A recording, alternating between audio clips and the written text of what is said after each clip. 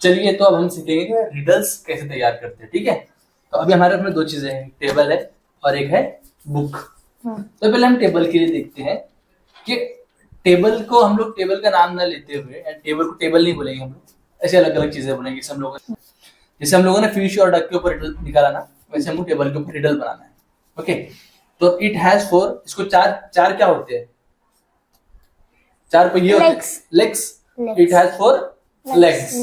अब सेकंड क्या है ना, ये जो है इट यूज टू स्टडी और वर्क, ये काम के लिए या पढ़ाई के लिए इस्तेमाल करते हैं इसे।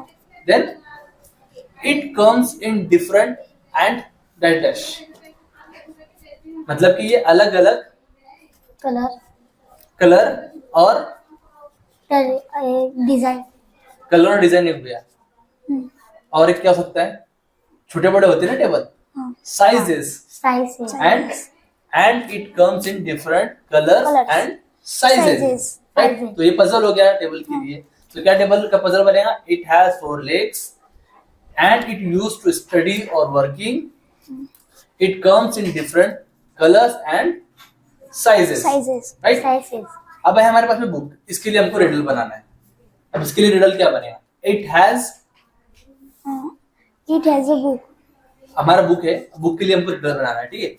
उसके लिए क्या बनता है? इट हैज क्या होता है पेज में, बुक में क्या होता है? Page. Okay, it has pages and we, और हम क्या करते हैं उस पर? लिखते, बुक्स पे लिखते हैं ना, reading. Okay writing. Okay, and we write on it, we write on it, यानी हम इस पर लिखते हैं। एंड इट हैज अ, और इससे होता क्या होता है? इससे और बुक को क्या होता है? दोनों साइड से कवर होता है ना। हाँ। तो इट हैज अ कवर। देखो, it has pages and we write on it and it has a cover. तो ये जो हो गया हमारा बुक का रिडल बनाया है हम लोगों ने।